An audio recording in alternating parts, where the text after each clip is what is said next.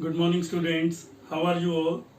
I hope you are devoting enough time to your studies at home. In our previous video, we started the topic dictionary, and today we will see how we can create dictionary with different methods, means multiple ways of creating a dictionary. Here, first method is initializing a dictionary. Initializing means giving the values to the dictionary at the time of its creation. Here, this is the name of the dictionary, AMP, and we know that dictionary started and ends with a curly brace. And here elements are written in the form of key value pair. Name is a key and Ram is the value of this key. So we already have done how to create a or how to initialize a dictionary in our previous video. So this was the one of the method to create a dictionary. Second method is adding key value pairs to a empty dictionary. In this method, first of all, we will create a empty dictionaries. We have two methods to create empty dictionary. In first method, we will write the name of the dictionary equal to sign and then we write empty curly braces. This empty curly braces means we are going to create a empty dictionary with this name. This is the one of the method. In second method, we make use of a constructor dictionary, DICT. This is the second method to create an empty dictionary. This is the name of the dictionary and this is a constructor. Constructor is a method which execute automatically. We don't need to call or invoke this method to execute it. It execute automatically when it comes in a program. So with these two methods we can create a empty dictionary. After creating a dictionary, we will assign elements to its different keys. For example, this is the name of the dictionary and this key will take the value this one and this key will take the value this one. In this way, we can add various key value pairs to this empty dictionary. In third method, we are going to create a dictionary from name value pairs. In this method, we will pass arguments to the dictionary constructor in different ways. In first method, we will specify the key value pairs as keywords to the dictionary. Here we have passing this key value pair to this constructor dictionary. This is another key value pair. In the second method, we will specify comma separated key values pairs.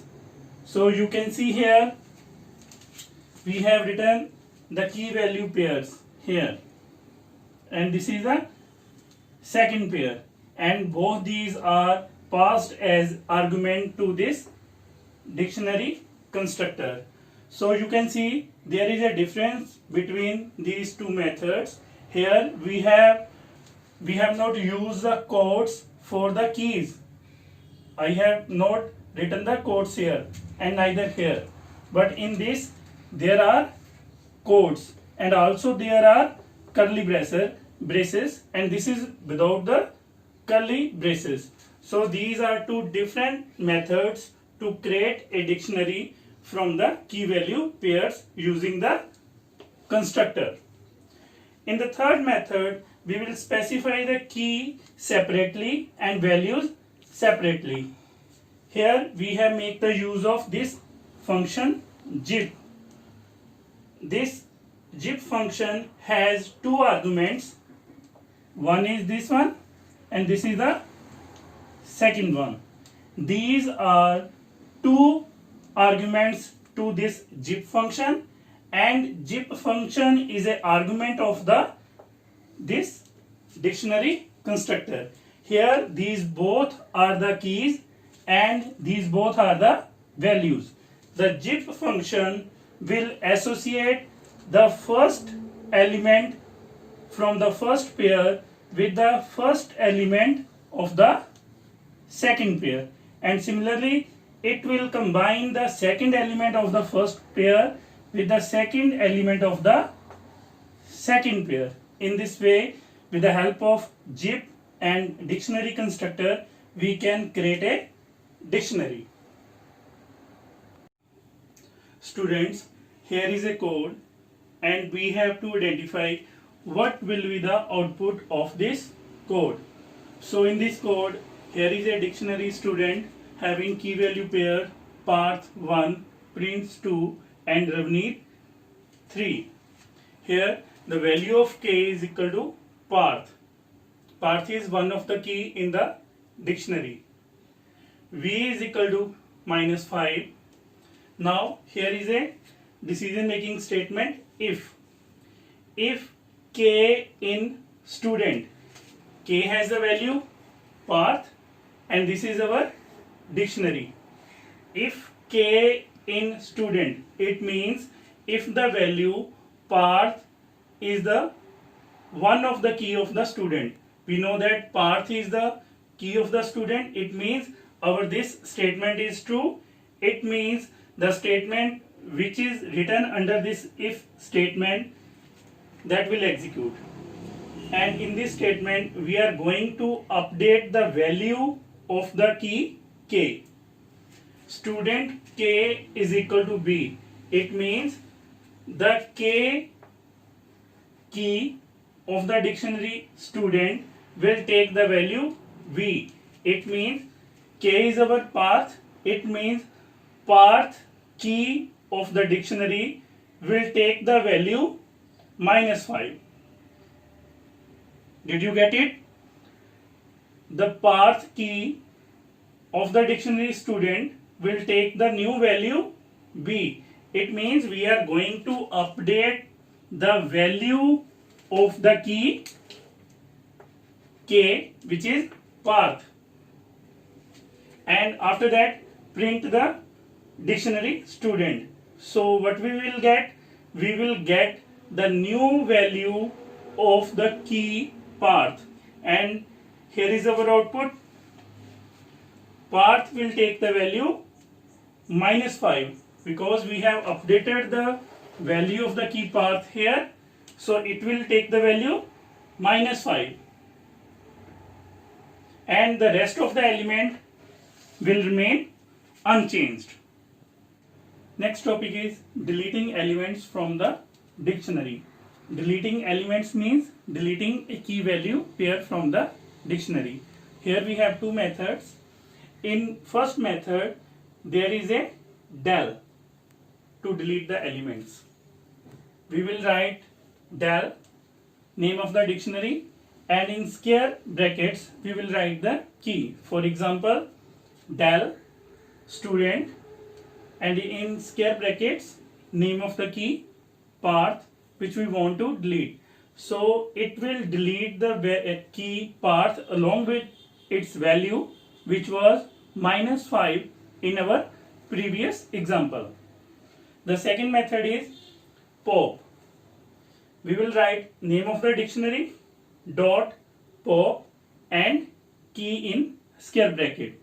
The difference between these two methods is that the pop method also returns the value of the deleted key.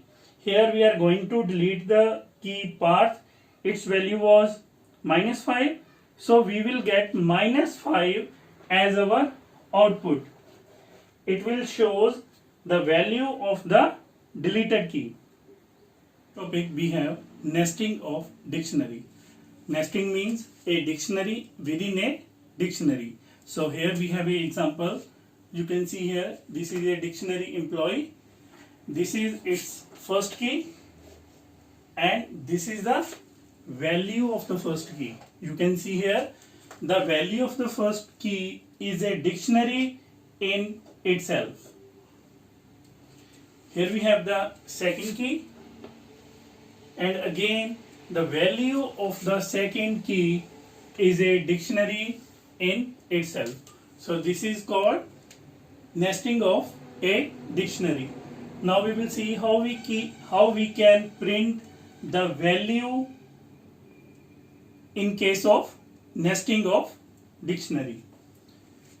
Here we have a 4 key in employee. Therefore, key will take the values of the keys. Here we have only 2 keys, John and Dia. So for the first time, the for loop key will take the value John, and here in first statement we will get our output as employee. It will get printed as it is because it is written in the double quotes, and key has taken the value John for the first time. So our output will be employee John. In the second print statement, it will get printed as it is age, and here we are going to print the value of the key age. So you can see here, this is our outer key and this is our inner key, and we want to print the value, this one, 25.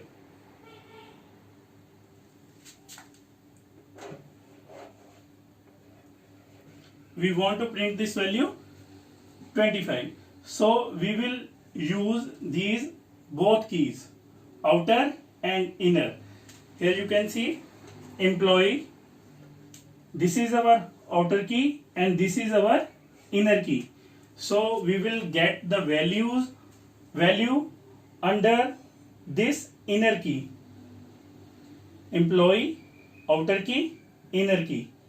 Inner key is age, and we will get the value 25, age colon 25. Similarly, we will get the value of the salary. In case of salary, this is our outer key and this is our inner key, and we will get the value 2000. As we know that the for loop will execute twice because the key has 2 values. In the same way, we will get the record of Dia also here. Friends, dictionary methods and functions are similar to the method and functions of the list. Therefore, you will do that yourself. That's all for today. Thank you very much. Have a nice day.